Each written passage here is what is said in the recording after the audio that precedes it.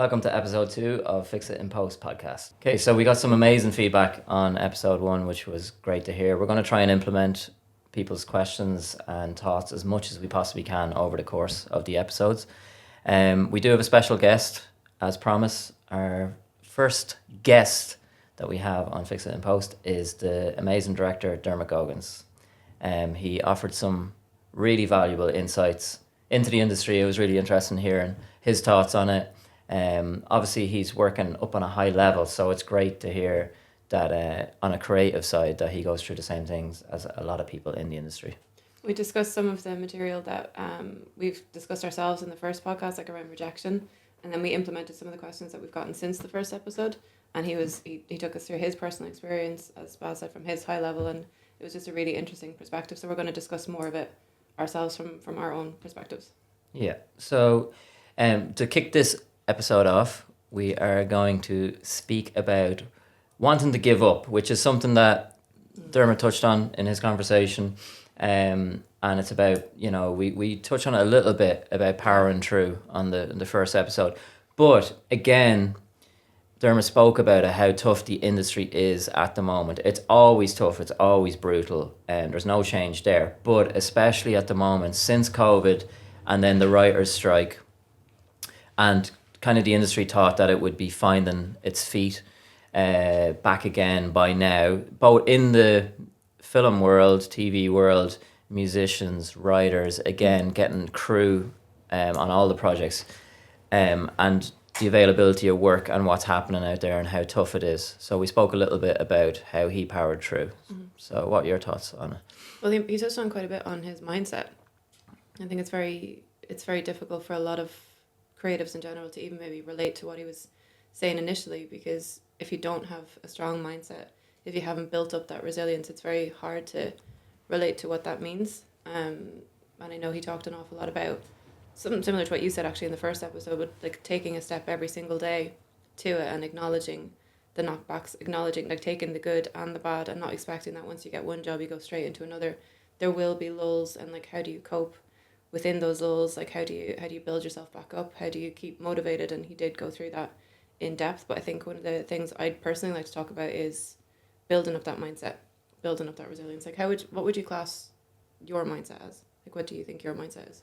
Yeah, again, I think it's like, Diarmuid, you'll hear him speaking later on, and we talk about it quite a lot in our workshops about having a process. And that process is your reliance on getting back to where you need to be during the tough times. And it's kind of like having a schedule, having a ritual, and having a mindset that is strong enough in the really bad times. And again, it's so easy to talk about it, but it's so difficult when you're in it. And even when things are going in a positive way, you feel like it's not enough. And I think I mentioned it in the last one that you're not enough is somebody else's goals, and it could previously have been your goals. And sometimes we forget that, we reach certain levels and we tick things off and we feel like, oh, it's not enough. But then there's someone else that's like, that's their dream at the moment, so it's not forgetting that. And then mindset, yeah, it is so difficult, and it is leaning on your peers and your creatives. And I fall back on watching a lot of interviews when I'm in tough times with people in the creative industry. Like the Actors Round Table for me is amazing, or the Actor on Actor thing is really good. And again, listening to people at a high level of how they got there and the struggle, and you never usually hear that it was an easy path to it. So that'd be part of my process, would be trying to relate to both my friends and peers in the industry, and then watching stuff or listening to podcasts about it as well. You must get it a lot though as well, like with actors or even creatives in general, like looking up to you. It kills me to say that. Like looking up to you, but because they respect you, but they also think that, you've got this level of success. Same as what Diarmuid was saying earlier.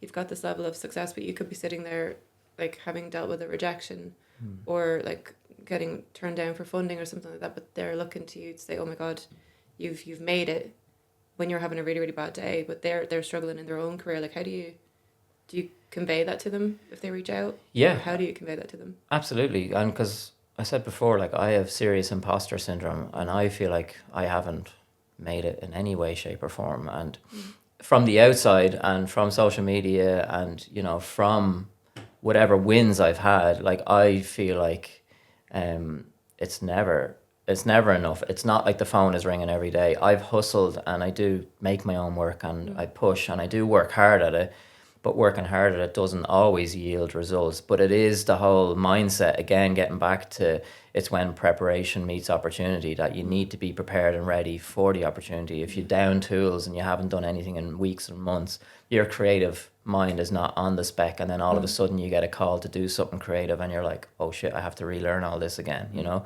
So it's staying in that prep. But as regards, yeah, and you know, people, I love offering advice, and same as Diarmuid Goggins, and he does talk about it, and he genuinely, I've gotten to know him really well over the last year. He genuinely loves helping people. Yeah, Like he's really good. he really does. He goes out and he supports local filmmakers. He goes to their films. He will meet people for coffee. He will talk on the phone, and that's amazing. And I'm the same. Now, you do have to draw the line a little bit, because a lot of people will just take Yeah, from yeah. you, and they are taking a little bit of your energy as well. So I love to help the people who deserve it and want it for the right reasons. But there are people who are just a little bit on the leechy side, and they just want to use your name or your experience, or they take your advice and then they go and capitalize in a way that's not serving to you. Yeah, You know, well, so it's learning boundaries though. Yeah. You have to have boundaries. Like, it's okay to be selfish. Like, I don't know why selfish is a negative word. Like, you have to be selfish sometimes, because like you said, people will try and take, but not that you're doing anything to get something back, but they might take it and then just like forget about you, and they've taken what they needed and moved on. Yeah. It's like, okay, you have to have boundaries as well. But in terms of because the buzzword, like, you know, well-being mindset, it does get thrown around quite a bit, but very few people ever really talk about balancing your nervous system. I don't know if you do anything for that.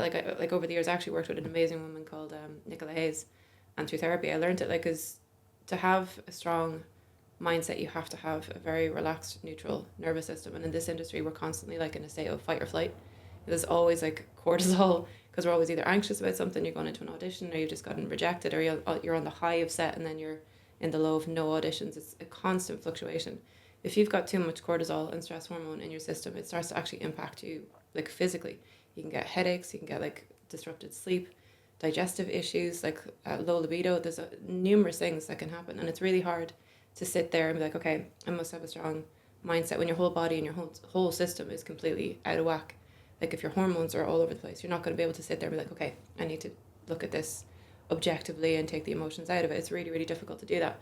So some of the things that I personally do is breath work, like the 4-7-8 method. I don't know if you've tried talked that. to me about it before, but I Yeah. just tuned out. This is why I do breath work, so I can have a friendship with him. So we should just call this Dealing with Baz podcast. You've done this How a to lot. survive. You've given me all this great advice. I shouldn't be on this I know podcast. when you tune out, though. I know I'm white noise to you, but the difference is I can't control the situation, but I can control my reaction to it, and I Okay. choose to power on. I blame it on my ADHD, but it's just you. You use that. You use those. Shut it down. It's not. But you have tried to, explain it to me before. But go on, explain it again, and I'll. So I'll listen. it's to take your nervous system back to neutral. So you inhale for 4, you hold your breath for 7, and then you deep belly breath out for 8, and you do that 4 times. And it's just helping to reset your nervous system, and obviously drink plenty of water, flushing the cortisol out of your system.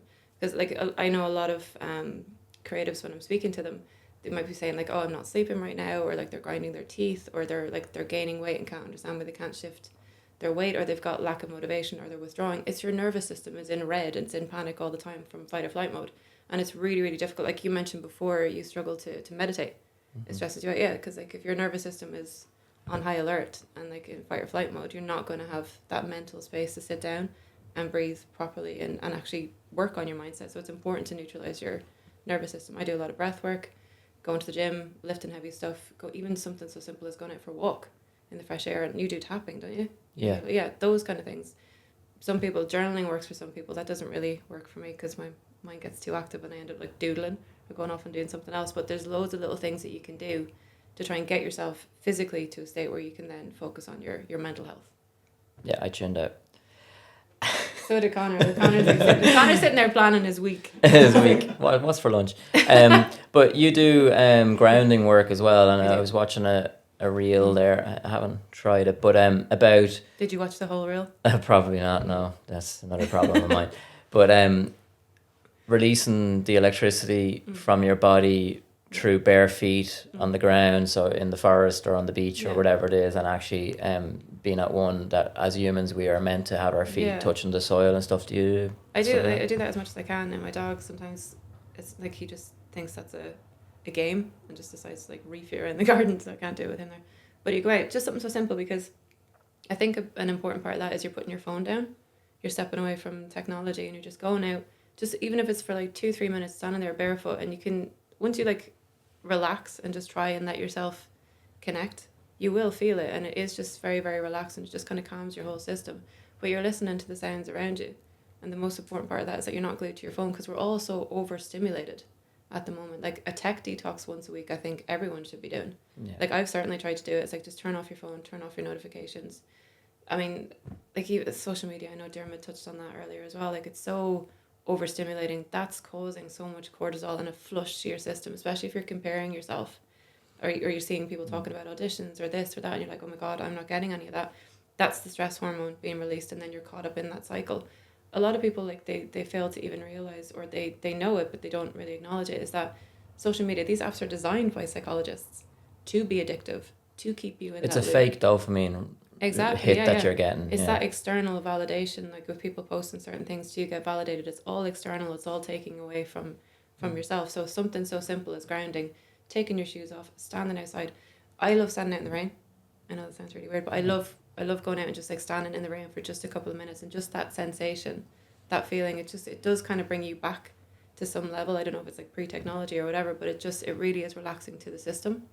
Yeah, I love the rain. Yeah. Well, you would. You're miserable. Yes.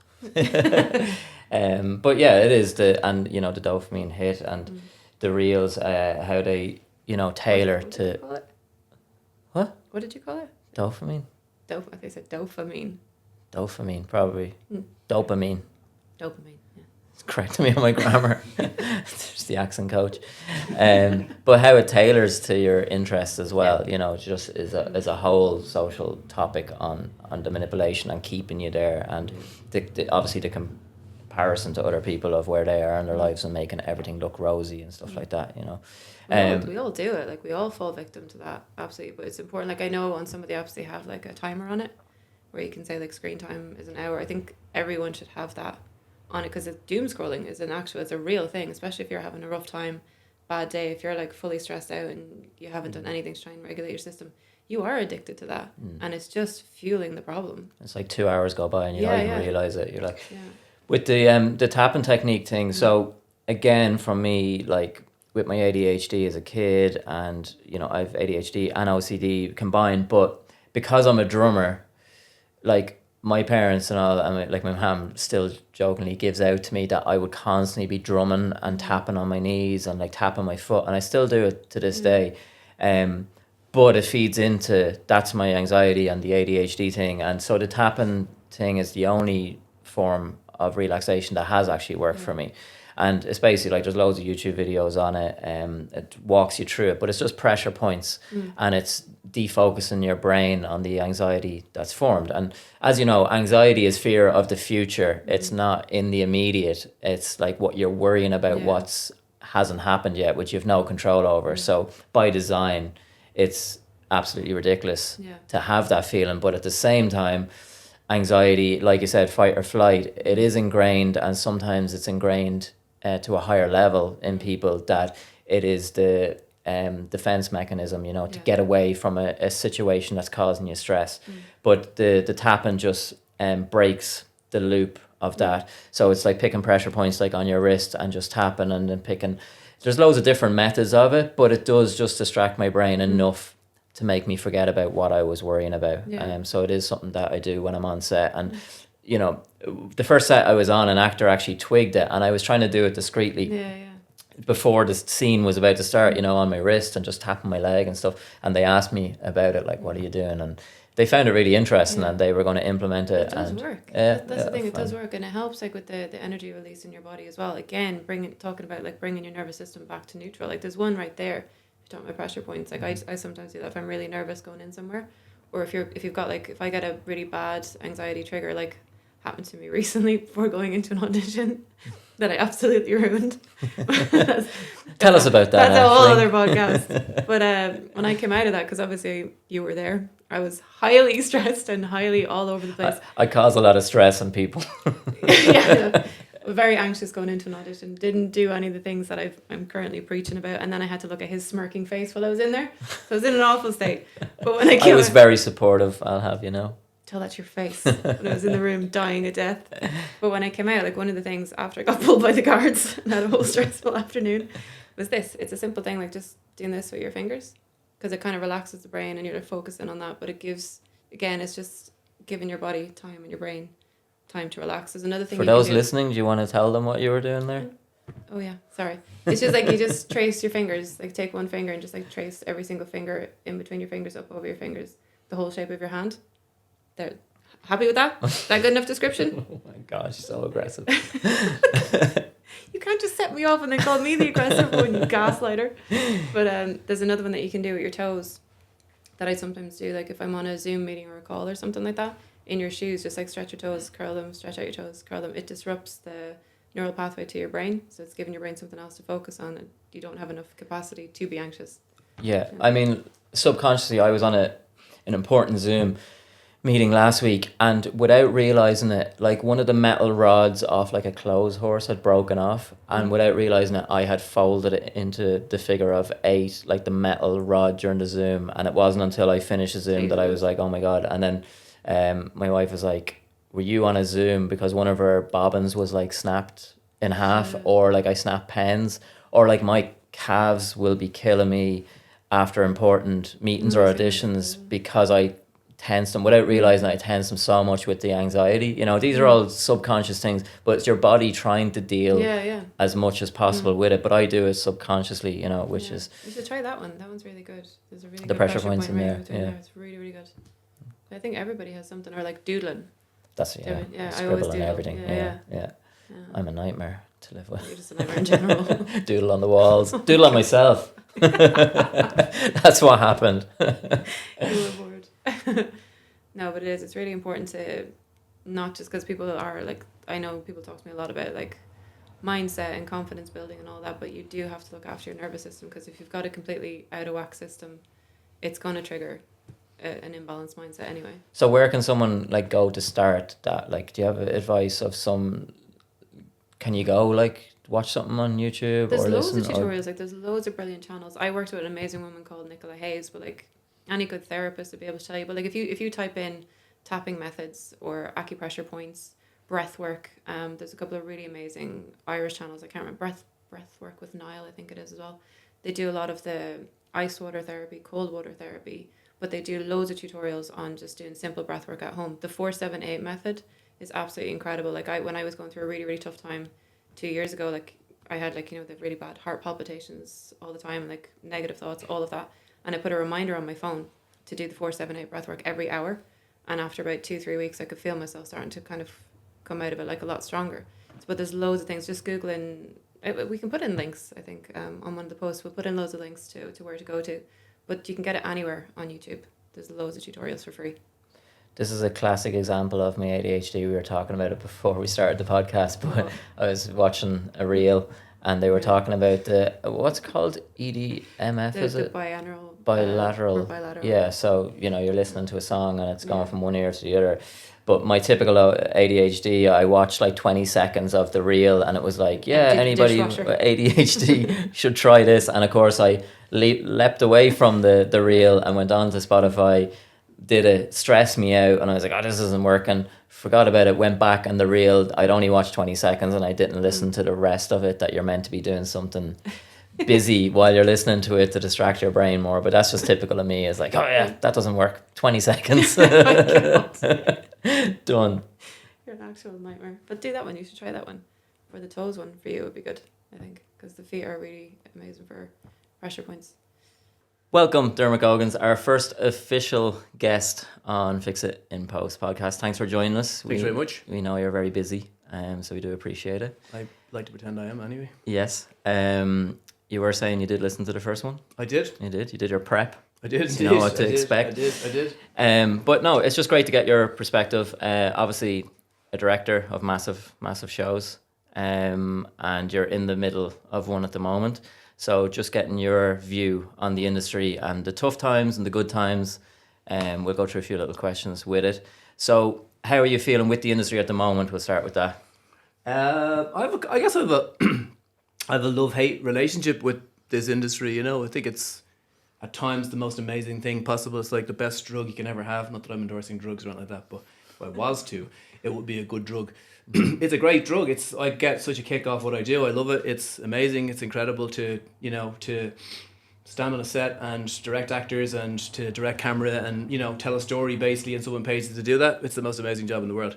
But it's also the most challenging job in the world. In the creative industry, it's times where it kind of can really bring you to a point of collapse, and I think you have to be mentally very, very strong. And if you're not, I think you can end up in a really kind of bad place. And I've had really good times and really bad times, and it kind of fluctuates for me all the time, and like the last 6 months have been very, very challenging. Were very, very challenging. I was up for jobs that I didn't get, and you just have to try and, I guess, find a way out of it. And it's just it's hard. It's really hard. So, and I say it all the time. Everyone asks me all the time. I get asked a lot about advice from directors or actors about what am I doing wrong or how can I get here or get there. And you're like, it's actually not generally about you most of the time. It's about everything else that goes on around. There's a lot to deal with. So it's very challenging, I guess. And how do you get yourself out of the tough times? What keeps you going? What keeps you coming back? Like, do you ever want to just give up, throw it in? I guess what doesn't have I wanted to give it up? Yeah, like there's times where I kind of go, I can't keep doing this. I can't keep going at what I'm going. I can't keep taking all this rejection. But I guess I kind of what I say in my own head is if I give it up, that's it then. That's it. I guess if I stop doing it, then I kind of feel like I can't give it up because I'm so excited and I love it so much. So I guess it's just about you try and compartmentalize it in some way, and I kind of try and I guess I have had a lot of rejection in my life, probably for about 20 years.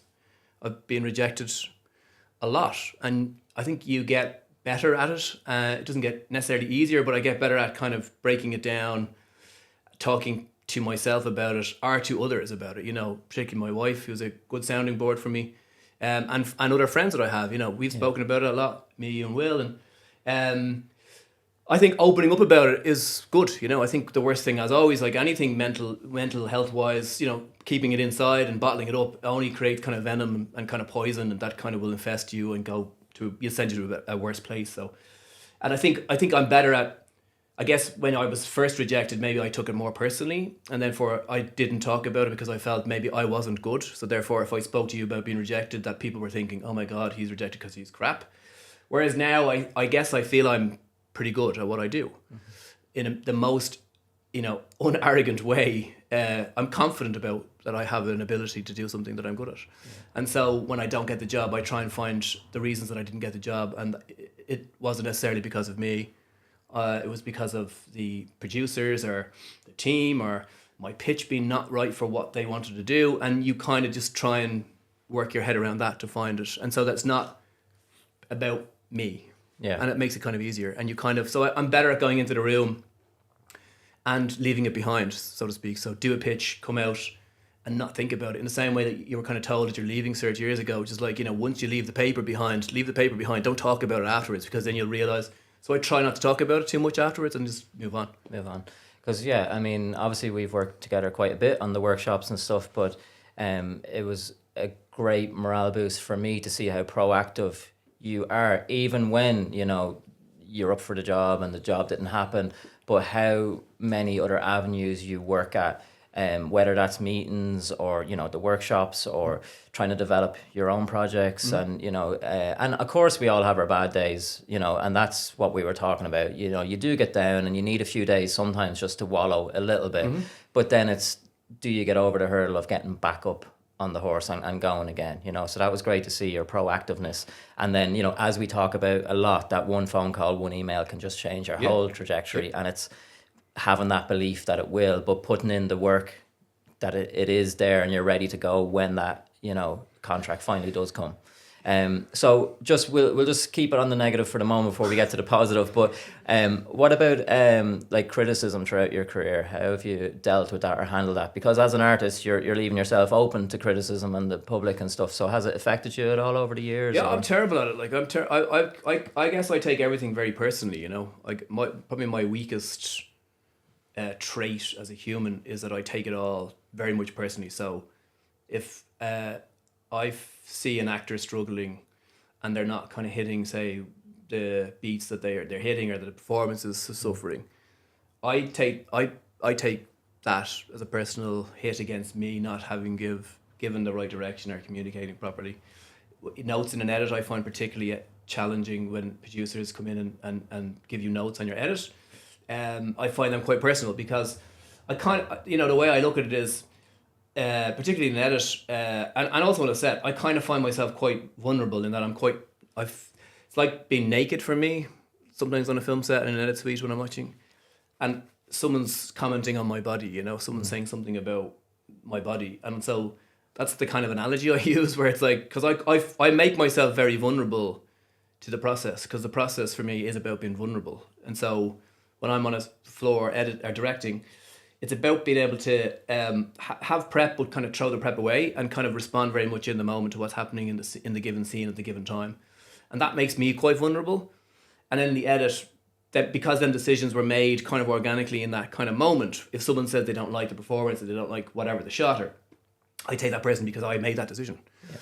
I haven't really got any better at that, to be honest. I still really struggle with that process. Also, I hate screenings. I get incredibly nervous before screenings. You probably never know it. I'm very good at hiding my nerves, and I think that's something I've probably got used to. I'm very, very, very nervous before I go to set, particularly on the first day of filming. But every day, I go in because I kind of have prep, but I also don't know what's going to happen. And there's something really engaging about that, and I heard Steven Spielberg talk about it recently, where the same thing, where what he loves about going to set is not knowing necessarily how the day is going to go. And that's what's quite, amazing about it, rather than I'm not prepped to an end where I've got all storyboard and shot listed. So something really fragile and vulnerable about that, but really nervous about that. So I guess, I'm just not very good at dealing with that. But I think like everything, as you kind of get older, you get better at kind of figuring it out. Do you know what I mean? Also, I'm more accepting of it. I kind of go, that's me, and I can't change that.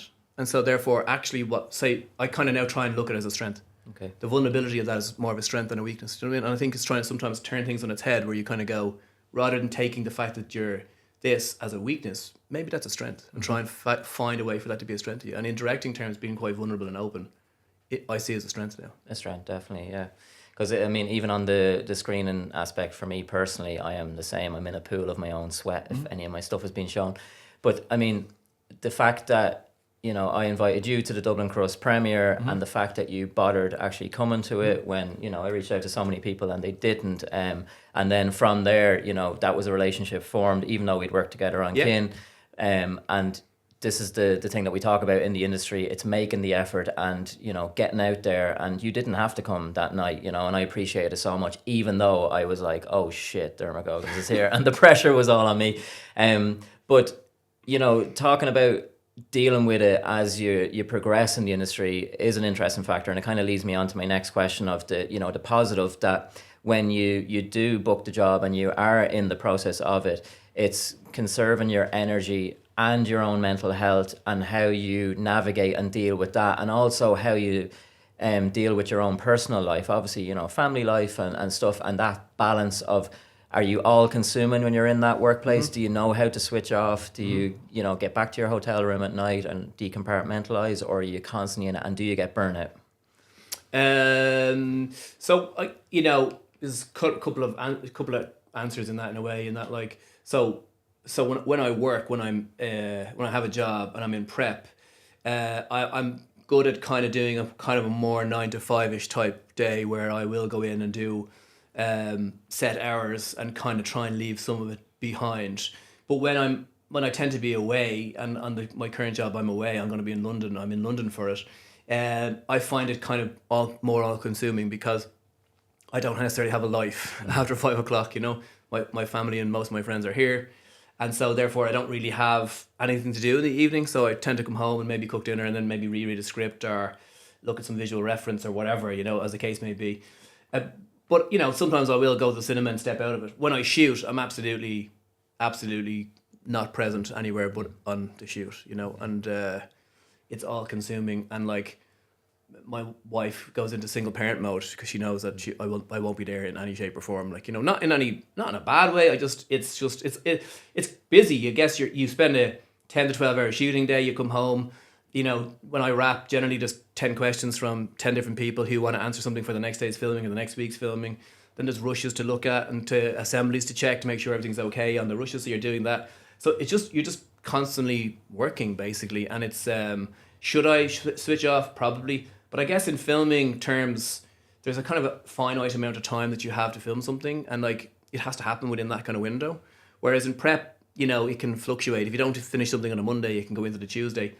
You know, when you shoot on a Monday, I've got, you know, 5 pages to shoot that day in one location. That's it. Like, if it doesn't happen that day, you're not coming back the next day. It's going to cost you $100,000 to do that or whatever, you know. So it's so you have to be ready and kind of prepped and kind of put in them hours for it. So I think it is all consuming. Then it comes to the edit, I step away a little bit more. You know, I tend to work with the same editor a lot, and that allows me the ability to step away. He understands my work a lot, and we would have a lot of conversations. But I don't sit with him all the time. I kind of maybe go in 2-3 times a week.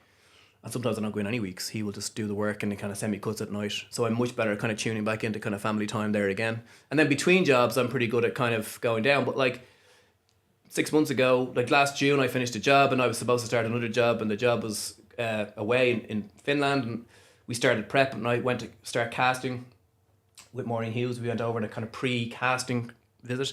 And in the middle of a casting session, my phone rang, and then Maureen's phone rang, and then my phone rang, and then Maureen's phone rang. We were like, you know... Not good. Yeah. Why is the phone ringing incessantly in both our phones? And it was the producer telling us that the job had been pulled, basically.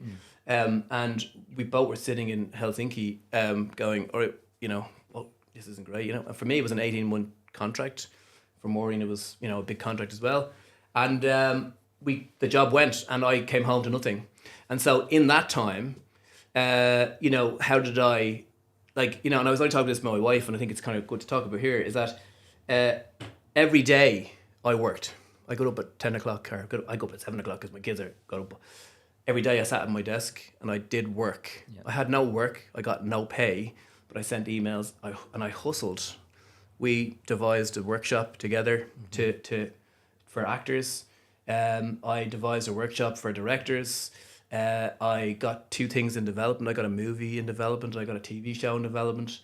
I didn't stop for the entire time I was out of work. I got not a single amount of pay on them days, but I didn't work. And like, I was talking this with my wife the other night, and she said, you know, in the last 6 months, you're a different person to now having booked a new job. She's like, I'm way more relaxed because I couldn't sit. Like, she every morning. Last week we went for a walk. We went for an hour walk around my local park. And in the 6 months I had no job, I didn't go for a walk with her once. Yeah. Because she was like, you just don't get let go, you know? Because I couldn't let go because I had no job. And so part of that is financially, I wasn't providing for my family. But also I just had to get work, you know? And so I never sat back and lulled. Was there days I kind of sat back and thought, what the hell am I doing? Yep. Was there days I kind of had a little cry? Absolutely there was. And I kind of went, is this really what it's about? But it's that kind of same thing where I kind of did the cry, I had a moment, and then I went, but this is it. This is the kind of hand you've been dealt. And so you have to find your way out of it. So I went back to work, and so I smothered myself in work to get work. And out of it came jobs and work, and I started to earn money and do other things that came out of it. So even though I was out of work, I kept working and kept sending emails. And like, you know, we talk about 5-10 minutes every day where you send emails. I resent emails. When I first started in this industry, every day I get up and send 10 emails to agents or producers trying to see if I could get in. And I got negative replies all the time. I did the same thing again. I reconnected with producers and friends and people that I thought, you know, listen. And I kind of was honest saying, I've had a real bad experience. I've just lost a job, you know, anything coming along. And I kind of I got much more proactive. And in some ways, when I secured an agent, I probably sat back a little bit. You know, you can sit back and you kind of go, well, you know, she can look after that now. And they do, and they're great, but I kind of should have been more proactive. And I kind of, now what I've done is like, yes, my agent is drumming away and kind of doing her thing, and she's great at it. But I'm also kind of proactively tipping over in the background, trying to get other stuff going, get my own stuff going. So I just think, and not burying yourself in the work to the point of not forgetting about it, but like just trying to. I kind of think you're the maker of your own luck in some ways, and you're the maker of your own being. And if you kind of push, then things will happen for you. If you sit back and kind of give out about it, and kind of moan, and I lost this job and lost that job and lost this, nothing's going to come out of it. It's you can moan about it. It's okay to come out and say, listen, I'm sad, and I'm not saying you don't. You bottle it up, but you need to get back on the horse the next day. It's like that classic: you fall off a bike, get back up the next day and ride again. Yeah. Otherwise, you won't get back on it again. And it's like, and it's hard, and it does need a mental kind of strength to kind of do that, which I don't necessarily know where that comes from, but. Do you have a newfound appreciation for having a bit of a lull and now getting back up on the horse? Do you? Yeah, I guess the thing is about at the time I had when you work freelance, you work on contracts and you get paid X amount of money for X amount of time, and you kind of I'm not very good at money. I've got to be honest. Like when I have it, I just spend it, and I'm not really good at I just spend it, and. So we had put some money away, but like I went into a time where I wasn't really earning any money and started spending a lot of money, and I have a mortgage, and all that money started disappearing, and I was like, all this money is kind of going, and I've got no kind of money. So like people were like, oh, why did you go on a holiday? And I was like, I can't afford to go on a holiday.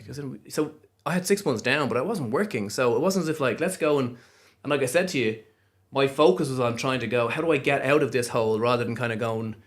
So so did I do stuff with my family? Yes, we went away, and yes, we spent lots of time, and I've got 2 young boys, and I spent a huge amount of time with them, and then last week I went away to London for the week, and they were gutted, and it was gutting for me because I've spent so much time with them. But a director friend of mine who worked away a lot always used to say to me, it's kind of quality over quantity, and kind of what he meant by that was like quality time. So when I'm at home now, I give my kids as much as I can give them, and I give my wife as much as I can give, in terms of, and I give my friends.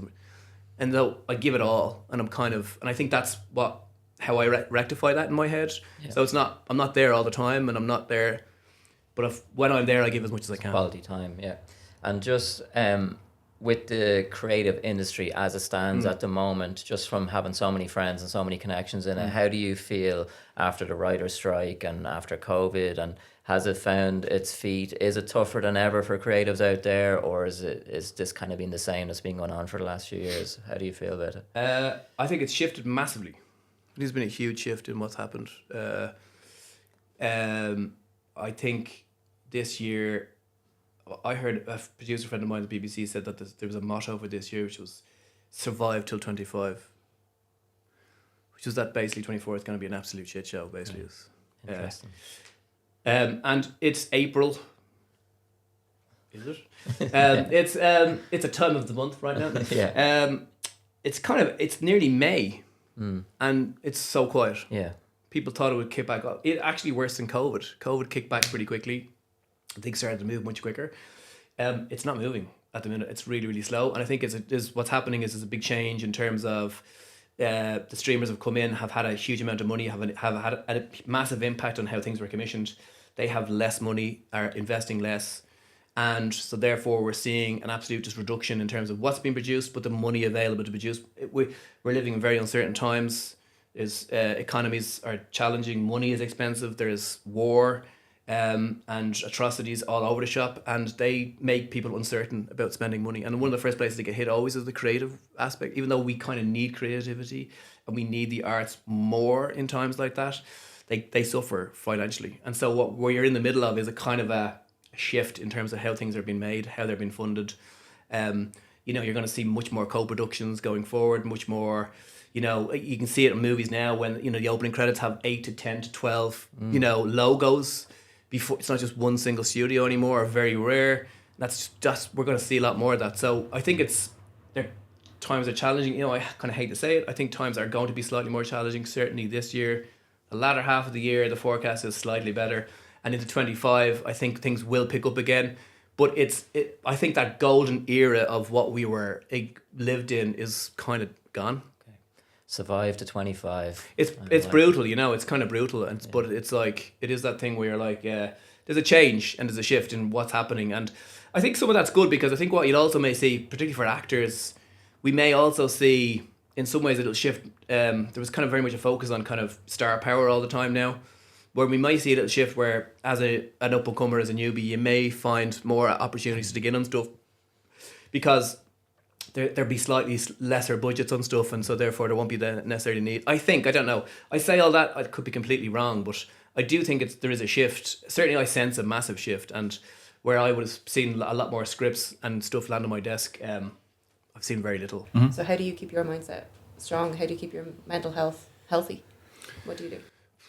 I guess it's a good question, you know. I kind of feel like I think there's something just I don't know if it's genetically within me or if something I've kind of built up in my own head. Like, is that I kind of feel like I set myself goals. I guess I've kind of goals of where I want to be and what I want to do, and I kind of find that they kind of reset me a bit. Kind of going, well, if I want to get to there, I have to do that to get to there. So I kind of find that kind of helps me reset. I mean, I find in kind of downtimes, you know, fitness wise, I get fitter when I know. So I find myself jogging and running more and going to the gym and doing stuff that I like, you know, whereas that all goes to shit when I film. So that kind of maybe helps me kind of then as well. You kind of, by just stepping away from it to come back to it. But I kind of feel sometimes talking about it, like, you know, I've found myself talking a lot more about things to people in the industry, you know, and it's like, it's funny, I guess.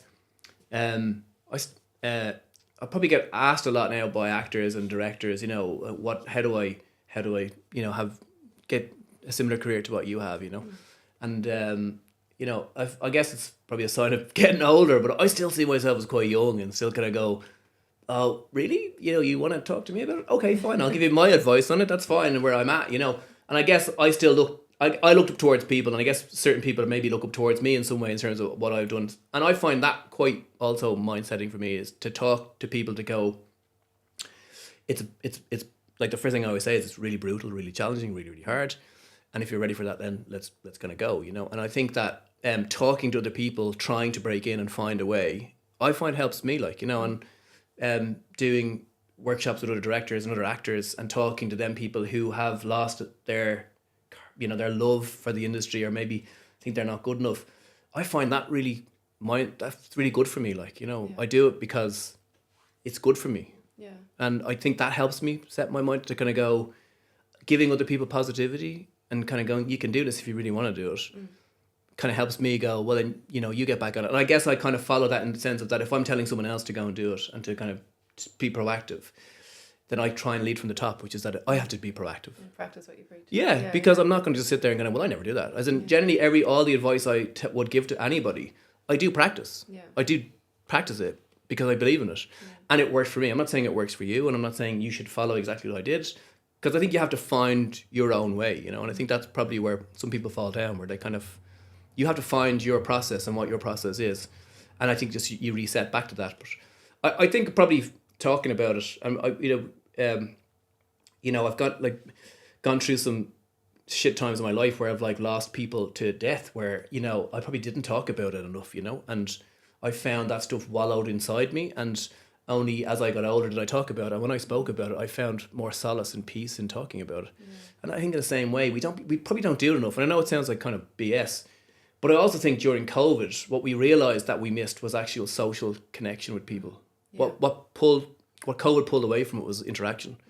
And I think we forget that that's really, really important in life, you know. And so just being able to talk about it and say how difficult it is and meet other people who work in the same industry, you know, less successful, more successful, a whole range and gamut of, and seeing that they're going through the same stuff and that they feel the same pain and that they all have the same, that makes you kind of go, well, it's not just me, you know. Well, that's it. That's why we decided to do this podcast, is because like people don't want to acknowledge when they have a problem, or they don't want to admit it that they're struggling. So we're trying to like shine a light and encourage open, honest conversation, because acknowledging there's an issue is important.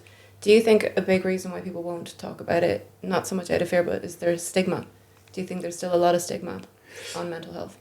I guess there's kind of I mean, I think the fact that we're sitting here talking about this is a sign of things progressing in terms of where they were maybe at a couple of years ago, you know.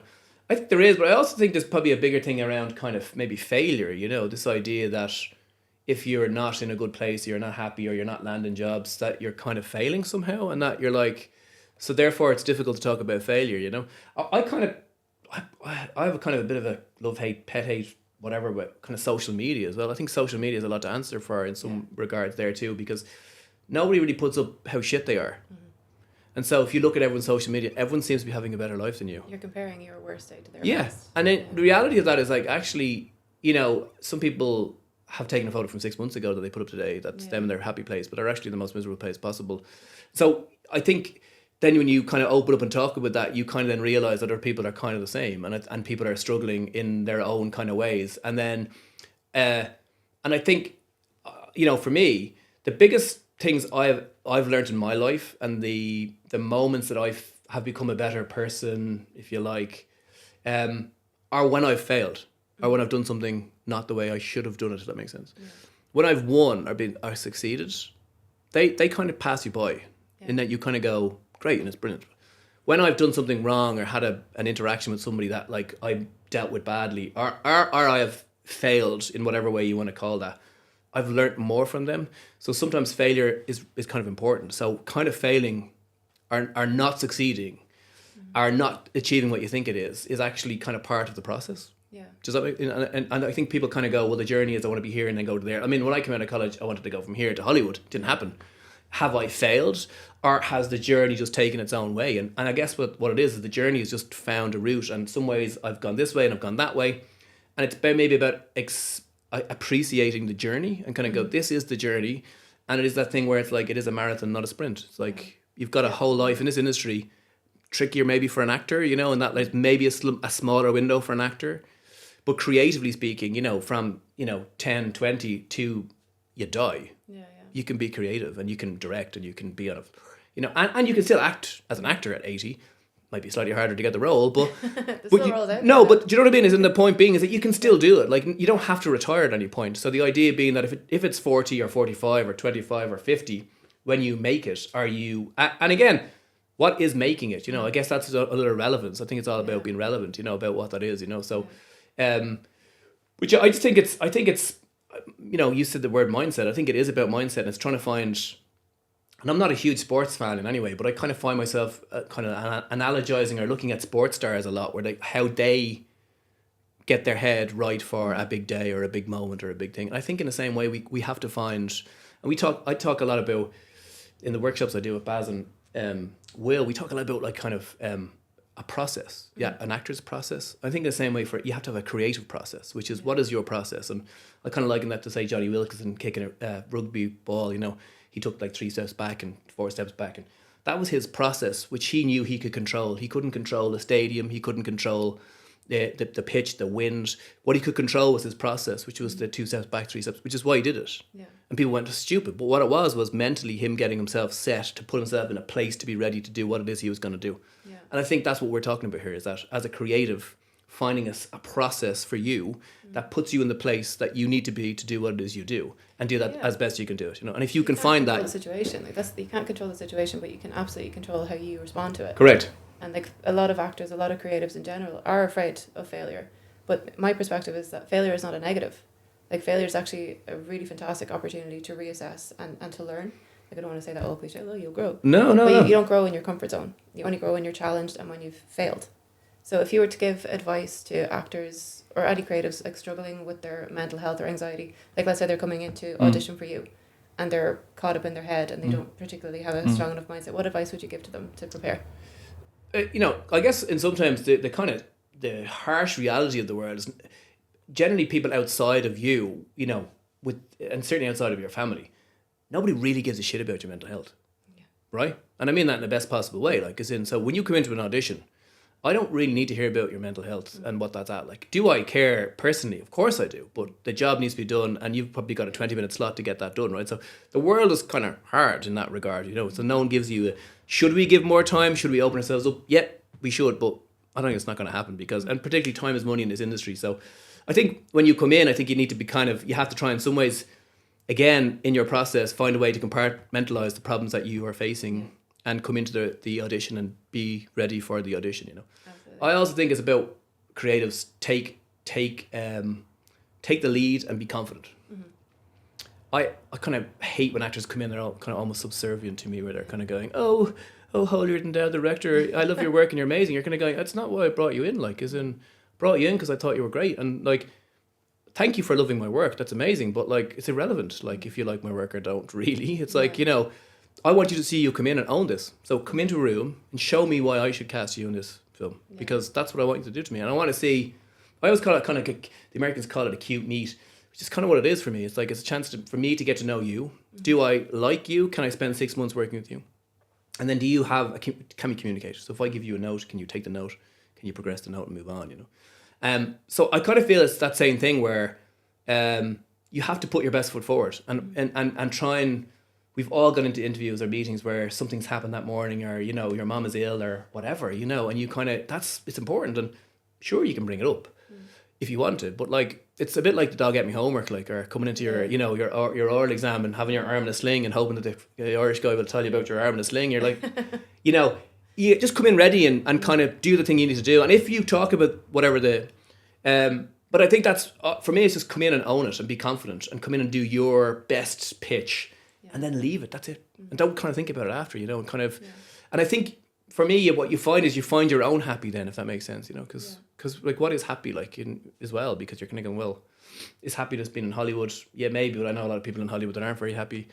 Is happiness, I guess, what is that? And then trying to find a way that, trying to be happy in some part of every day, you know, because like if you're not, it's challenging, you know. And so I think if you're a whole day kind of wallowing in the fact you didn't get the job and miserable and going home, bring that to your partner, then like it's not a good place to be. So it's trying to kind of go, try and find happy as well, if that makes sense. Celebrate the little wins along the way. Yeah, like, and a little win might not be work, you know, you might be failing all the time, like in terms of, you maybe like not getting the auditions all the time, constantly not getting the audition, and you're like, yeah, but like, so for me, keep working. And like, I also kind of go a little bit of homework in why I didn't get the job. So I kind of go, why didn't I get the job? And then if you get some feedback, that's always great and always welcome.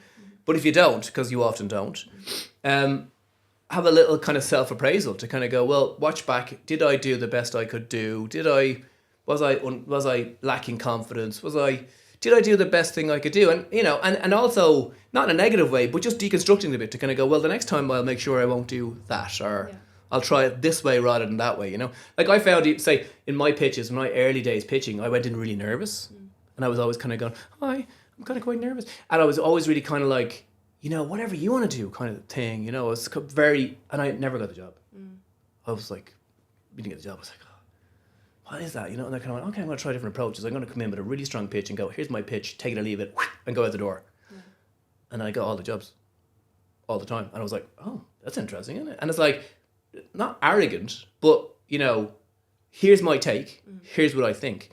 If someone in the room said, you know, I like that, but what about this? I would adapt to that and kind of go, yeah, that could work too. But it wasn't as if but my attitude changed where I was kind of going in a little more like, look, I'm really good and I've got a really strong pitch here. So if you want me, like, you know, come and get me, as opposed to like, hey, I'd love to do this job. I'm really needy. And they smelt that like a kind of dog, like, you know, where, you know. Was that a natural evolution for you? Or was that something you cognizantly sat down and... I guess I learned from the failure there. That's what I'm saying, is I went in and I kind of didn't get a job. And so failure, whatever you want to call it, you know, and I went, okay, what am I doing that's not getting me the job? And what can I do to make that different? And so I tried something different, and then in trying something different, found something, you know. And in the same way, you're like, there's maybe that kind of fear as well. Like, fear is a killer in this industry as well, you know, just being scared of everything and anything. And so trying to break down fear and kind of go, don't be scared to try something and to go into a room. As for an actor, I always say, go in with a take on the character that, you know, it may say she's blonde and pretty and likes this, but go in different and say, oh, she's completely not that person for me, because, and some of that can come from the script and some will come from your head. Most creatives will go, that's really interesting, I never looked at it that way. It's not right, it's not what we want, but it's really interesting, and I'm really interested that you thought about it that way, because for me, I'm saying now someone's thinking about the script in a different way, and they're gonna bring something to me, rather than just, hey, I gave you exactly what you wanted, which any good creative can do that too. If I tell you to try it that way, you should just be able to try it that way. Yeah. But I probably will not tell you to try it the way you thought to try it, because I don't know that's the way you're going to try it. Yeah. So going in with that and then kind of saying, listen, if you don't like that, I can do it this way really well too. I think people see, and again, the same way, I think you'll come out going, I think the fact you've owned it more, you come out feeling more positive, you know. Yeah. I've found myself in positions where directorially listening to other people make decisions for me, in the edit, I always kind of regretted them in some ways. And I don't mean that I don't listen to other people, I don't collaborate. I do massively, but decisions where maybe I was on the fence about doing a camera move or a performance or something, and I went, yeah, I think let's try that. And I would try it and didn't try my own way. In the edit, I always regretted not doing it kind of my way. Yeah. And I think some of that is kind of obviously choice, but I also think that's just kind of owning it. Is that like, it's easier to kind of, for me, it's easier to take the hit on a bad decision if I've owned the decision. Mm-hmm. Whereas if I've taken it off you, and for me, the really good leaders don't blame other people. So I will always take the hit on that, even though I'm kind of going, fuck, I listened to Aisling, Jesus. I'll never say that. I'll never say that out loud. But the point being that I just always make decisions, and sometimes people go, certainly with actors, but definitely with directors, they kind of go, geez, he was really bolshy. He wouldn't fucking listen to me, and he wouldn't take any. Some of that is just there is assholes, but also some of that is kind of going. It's affirmative of knowing that if I make the decision, then I can live with that, and that's my decision. Where it's slightly harder to live with someone else's decision. So if you go into a room, and we've all been there audition wise, where you probably get into a room and you've kind of been ping ponged a little bit, where you went and you come out kind of go, oh Jesus, I did everything and anything, and you feel bad, you feel worse about that. Yeah. Whereas if you kind of go in with it, I think, and own it, you come out kind of going, well, I did what I wanted to do, and that's it. Yeah. And if you don't get the part, you don't get the part. If you get the part, you do. And I think that's so just a mindset shift in a way. You know what I mean? It's and I think sometimes I always say this. It's probably easier when people listen to this. They kind of go, you know, I've had a relative amount of success in my life, and people kind of go, oh, it's easy for you to say it because you've had success, and you kind of go, but I've also had a lot of failure, and so I still have failure every day. You know, like I met for a show, probably the biggest show I was going to have ever this year, and I didn't get the job. You know, and I was 2 meetings were really positive. In the last meeting, it all fell apart. And it kind of really broke me a lot, you know, and I spoke about it openly at kind of one of our workshops, and I was really hurt by it, you know.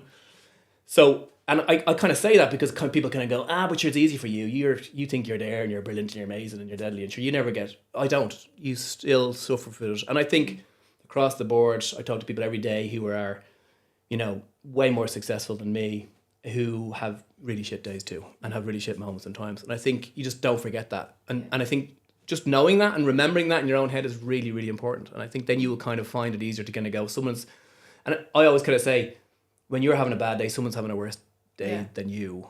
And like, you know, they could be getting a terminal cancer diagnosis, which is a million times worse than not getting a part in a movie. Yeah, it's having perspective as well. So, and I think that's really important. And I think even you do that, you can kind of go, you know, we're not saving lives, we're having great crack. And I, you know, I just think also just doing it yourself, you know, you guys, and you know, Baz in particular is a word. A lot of them, you know, my inspiration, what inspires me about Baz, and like, you know, you guys in general, is the get up and go attitude.